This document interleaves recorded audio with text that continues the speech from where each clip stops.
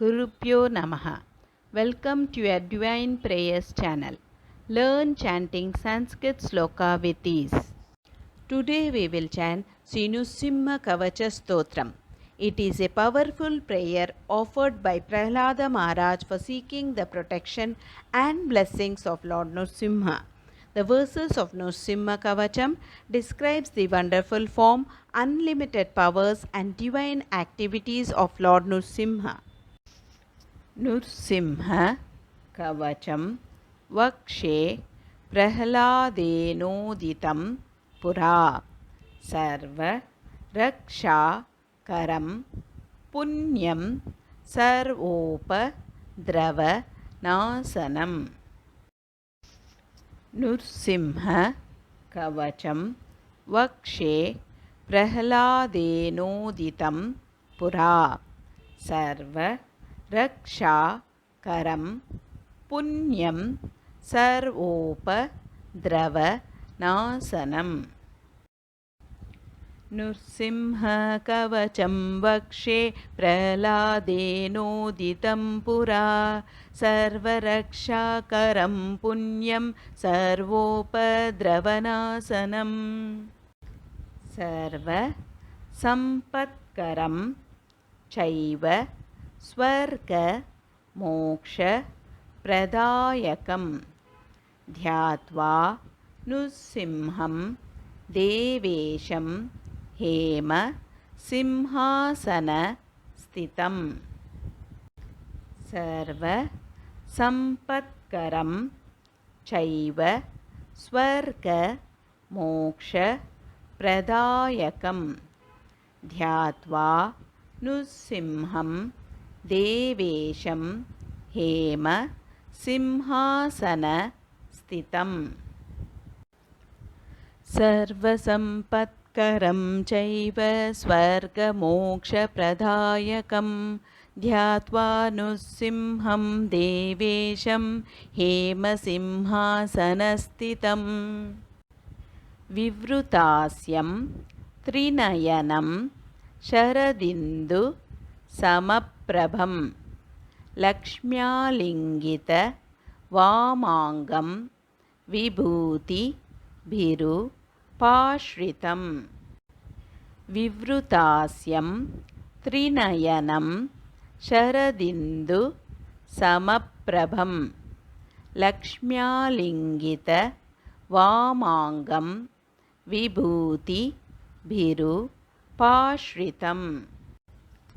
Vivrutāsyam Trinayanam Sharadindu Samaprabham Lakshmyalingita Vamangam Vibhuti Bhiru Pashritam. Chaturbhujam Komalangam Swarna Kundala Shobhitam Saroja Shobhi Toraskam Ratna Keyura Mudritam.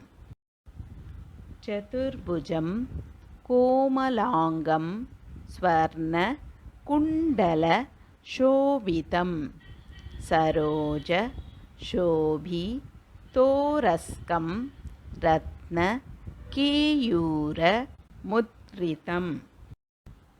Chaturbhujam Komalangam Swarna Kundala Shobhitam Saroja Shobhitoraskam Ratna Keyura Mudritam. Tapta Kanchana Sankasham Pita Nirmala Vasasam Indradi Sura Maulista Spuranmalikya Deeptibihi. Tapta Kanchana Sankasham Pita Nirmala Vasasam Indradi Sura Maulista Spuranmalikya Deeptibihi. Tapta Kanchana Sankasham Pita Nirmala Vasasam Indradi Sura Maulista Spuranmalikya Deeptibihi. विराजितपदद्वन्द्वं शङ्खचक्रादिहेतिभिः गुरुत्मता च विनयात् स्तूयमानं मुदान्वितं विराजितपदद्वन्द्वं शङ्खचक्रादिहेतिभिः गुरुत्मता च विनयात् स्तूयमानं मुदान्वितं विराजितपदद्वन्द्वं शङ्खचक्रादिहेतिभिः गुरुत्मता च विनयात् स्तूयमानं मुदान्वितं स्वहृत्कमलसंवासं कृत्वा तु कवचं पठेत् नृसिंहो मे शिरः पातु लोकरक्षार्थसम्भवः स्वहृत्कमलसंवासं कृत्वा तु कवचं पठेत् नृसिंहो मे शिरः पातु लोकरक्षार्थसम्भवः सुहृत्कमलसंवासं कृत्वा तु कवचं पठेत् नृसिंहो मे शिरः पातु लोकरक्षार्थसम्भवः सर्वगोपीस्तम्भवासः भालं मे रक्षतु ध्वनिं नृसिंहो मे दृशौ पातु सोमसूर्याग्निलोचनः सर्वगोपीस्तम्भवासः भालं मे रक्षतु ध्वनिं नृसिंहो मे दृशौ पातु सोमसूर्याग्निलोचनः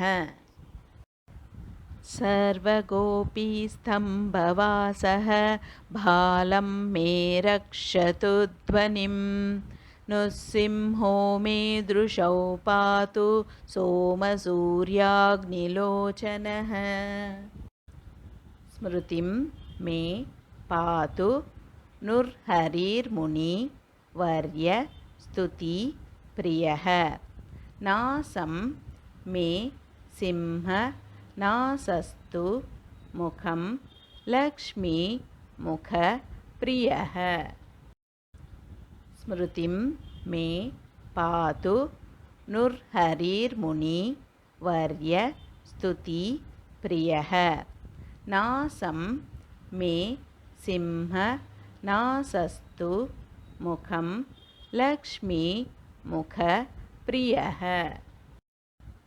स्मृतिं मे पातु नृहरिर्मुनिवर्यस्तुतिप्रियः नासं मे सिंहनासस्तु मुखं लक्ष्मीमुखप्रियः सर्वविद्याधिपः पातु नृसिंहो रसनां मम वक्त्रं पात्विन्दुवदनं सदा प्रह्लादवन्दितः सर्वविद्याधिपः पातु नृसिंहो रसनां मम वक्त्रं पात्विन्दुवदनं सदा प्रह्लादवन्दितः सर्वविद्याधिपः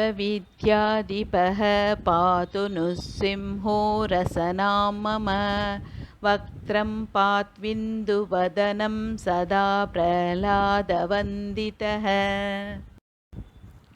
यदक्षरपदभ्रष्टं मात्राहीनं तु यत् भवेत् तत्सर्वं क्षम्यतां देव नरसिंह नमोऽस्तुते विसर्गबिन्दु मात्राणि पदपादाक्षराणि च न्यूनानि चातिरिक्तानि क्षमस्व नरसिंह अन्यथा शरणं नास्ति त्वमेव शरणं मम तस्मात् कारुण्यभावेन रक्ष रक्ष नरसिंह यदक्षरपदभ्रष्टं मात्राहीनं तु यद्भवेत् तत्सर्वं क्षम्यतां देव नरसिंह नमोऽस्तु ते विसर्गबिन्दुमात्राणि पदपादाक्षराणि च न्यूनानि चातिरिक्तानि क्षमस्व नरसिंह अन्यथा शरणं नास्ति त्वमेव शरणं मम तस्मात् कारुण्यभावेन रक्ष रक्ष Narasimha. Let's chant together Hare Krishna Mahamantra 3 times for the welfare of all living beings. Hare Krishna Krishna Krishna Hare Hare Hare Rama Rama Rama Hare Hare Hare Krishna Krishna Krishna Hare Hare Hare Rama Rama Rama Hare Hare Hare Krishna Krishna Krishna Hare Hare Hare Rama Rama Rama Hare Hare. Hope you could follow along with me in chanting this sloka. More in queue. If you enjoyed this video, please like, share and click on the bell icon to subscribe and show your support.